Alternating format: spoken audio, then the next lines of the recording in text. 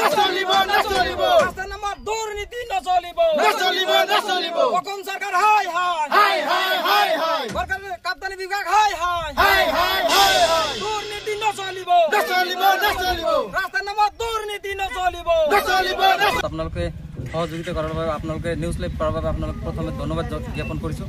আৰু আপোনালোকে চাইছে বাগমাৰাৰ পৰা ভাট্টামাটিলৈ যিটো এইটো ৰাস্তা দি প্ৰায় এটা দিনত প্ৰায় হাজাৰ হাজাৰ মানুহে অহা যোৱা কৰে আৰু এইটো ৰাস্তা খুবেই গুৰুত্বপূৰ্ণ ৰাস্তা আজি আপোনালোকে চাইছে এই ৰাস্তাৰ যি অৱস্থা হৈছে একেবাৰে নিন্দনীয় এটা ঘটনা হৈছে আমি প্ৰায় মাজে মাজে সময় দেখা পাওঁ হাতত দুটা তিনিটাকৈ এনেকুৱা মানে গাড়ী এক্সিডেণ্ট হয় বা ক'ৰবাত ৰাস্তা ঘাট একেবাৰে ছিঙি কিনে ৰাস্তা ঘাটৰ অহা যোৱাৰ কোনো ধৰণৰ ব্যৱস্থা নাই এই ক্ষেত্ৰত মই অসম চৰকাৰক আহ্বান জনাম তেওঁলোকে কেৱল মুখেৰে ক'লেই নহ'ব যে অসমখন ভাৰতৰ ভিতৰত ৫ নম্বৰ ৰাজ্যৰ মাজত এটা ৰাজ্য বনাম তেওঁলোকে হাতে কামে কৰিব লাগিব তেওঁলোকে কেৱল ধৰ্মৰ নামত ৰাজনীতি কৰিলে নহ'ব তেওঁলোকে ৰাস্তা ঘাট বা শিক্ষাৰ ক্ষেত্ৰত কোনবোৰ সমস্যা আমাৰ মাজত হৈ আছে সেইবোৰ কেৱল তেওঁলোকে গুৰুত্ব দিব লাগিব তেওঁলোকে আজি আপোনালোকে চাইছে যে গুৱাহাটীত এজাক বৰষুণ মাৰিলে একেবাৰে মানে মানুহৰ অহা যোৱা কৰিব পৰা একেবাৰে ব্যৱস্থা নাথাকে আজি আপোনালোকে চাইছে কেৱল এইটো ৰাস্তা নহয় চৰ অঞ্চলত যিমানবোৰ ৰাস্তা হৈছে গোটেইবোৰ ৰাস্তা একেবাৰে ষড়যন্ত্ৰমূলক বা একেবাৰে নিম্নগামী ৰাস্তা আমি জনামতে এই ৰাস্তাতে যেহেতু হাজাৰ হাজাৰ ছাত্ৰ ছাত্ৰী অহা যোৱা কৰে তেওঁলোকৰ জীৱনৰ যি নিৰাপত্তাৰ প্ৰশ্ন আহি পৰিছে এই ক্ষেত্ৰত কি ক'ব হয় আমি আপোনালোকে যিটো কোৱেশ্যন কৰিছে খুবেই ভাল কোৱেশ্যন কৰিছে হয় এইটো ৰাস্তা দি প্ৰায় হাজাৰ হাজাৰ ছাত্ৰ ছাত্ৰীয়ে অহা যোৱা কৰে আৰু এই ছাত্ৰ ছাত্ৰীসকলে বিভিন্ন সময়ত বিভিন্ন ধৰণৰ বাইক এক্সিডেণ্ট বা পিলপিলিবোৰে পাল্টি মাৰি খাই বিভিন্ন ধৰণৰ ছাত্ৰ ছাত্ৰীৰ বিভিন্ন সমস্যা হৈছে ইয়াৰ ফলত এজন ছাত্ৰ এতিয়া গোৱালপাৰা এক মাহ আগতে গোৱালপাৰা মেডিকেলত এডমিশ্যন হৈছে আজি নহয় এক মাহ আগতে হৈছিল এটা আৰু যোৱাকালিও এটা হৈছে গতিকে চৰকাৰক কি আহ্বান জনাব চৰকাৰক মই এইটোৱে আহ্বান জনাম তেওঁলোকে কেৱল ধৰ্মৰ নামত ৰাজনীতি নকৰি প্ৰকৃত অৰ্থে চৰ অঞ্চল বা অসমখন কেনেকৈ উন্নত কৰিব পাৰোঁ সেইটো আমি চৰকাৰক আহ্বান জনাম এই হাইৰোডত কেইবাদিন ধৰি আমাৰ এই ৰাস্তাৰে এক্সিডেণ্ট হৈ আছে আমি এই ৰাস্তাৰে আগৰ পৰাই আমি নিউজ কৰিছোঁ এই ৰাস্তাৰে আমাৰ বহুত মানুহ অহা যোৱা কৰে এই ৰাস্তাত অহা যোৱা কৰে ভাটনাবাটি মহিষকটি চোখাৰজান বাগমাৰা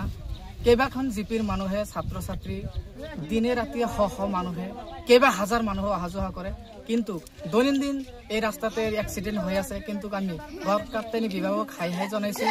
এই ৰাস্তাটো মেৰামতি নকৰাৰ বাবে আমি চৰকাৰক আহ্বান জনাওঁ আমাক এই ৰাস্তাটো অতি সোনকালে মেৰামতি কৰি আমাৰ ৰাইজে সুচল ব্যৱস্থা কৰে যাতে ৰাস্তাটো বেয়া হোৱাৰ বাবে দায়ী কোন এই ৰাস্তাটো বেয়া হোৱাৰ বাবে দায়ীটো গড় কাপ্তানি বিভাগে হ'ব আমি কাক দোষী তেওঁ এজন মানুহ দিছিল চোৱা চিতাৰ কাৰণে দিছিল তেওঁ নাই আহে কোনোদিনে অহা নাই ৰাস্তাটো দেখিবলৈ অহা নাই আমি ইমান নিউজ কৰি আছো চৰকাৰে এই ৰাস্তাৰ ওপৰত কোনো গুৰুত্ব নিদিয়ে আমি কি এনে কি মৰিম নেকি দিনে ৰাতি এক্সিডেণ্ট হৈ আছে আপোনালোকে কনিষ্ঠ অভিযন্তাজনক দেখা পাইছে নে ৰাস্তাত কেতিয়াবা ক'ত দেখা পাম ভাই চিনিয়ে নাপাং সি যে ৰাস্তাৰ কাম কৰি গৈছে আৰু নাহে তেওঁ মানে খবৰ লোৱা নাই খবৰে লোৱা নাই কি হৈ আছে সিদিনাখন এক মাহ আগতে একটা এক্সিডেণ্ট হৈছে মানুহ এটা মৰিছে আজি এটা মানুহ গাড়ীৰ তলত পৰিছে মানুহটো এতিয়া হাস্পাতালত লৈ গ'ল কি হ'ব তাৰ অৱস্থাটো কোনেও নাজানে আমি চৰকাৰক বিনম্ৰভাৱে আহ্বান জনাওঁ অতি সোনকালে আমাৰ এই ৰাস্তাটোৰ কাম মেৰামতি কৰি আমাৰ জীৱন ৰক্ষা কৰক আমাৰ কেইবা হাজাৰ মানুহ এটা দিনত অহা যোৱা কৰে এই মানুহবিলাকৰ জীৱন ৰক্ষা কৰিবলৈ আমি চৰকাৰক বিশেষভাৱে অনুৰোধ কৰিছোঁ 2-3 বছৰ ধৰি আমাৰ ৰাস্তাটো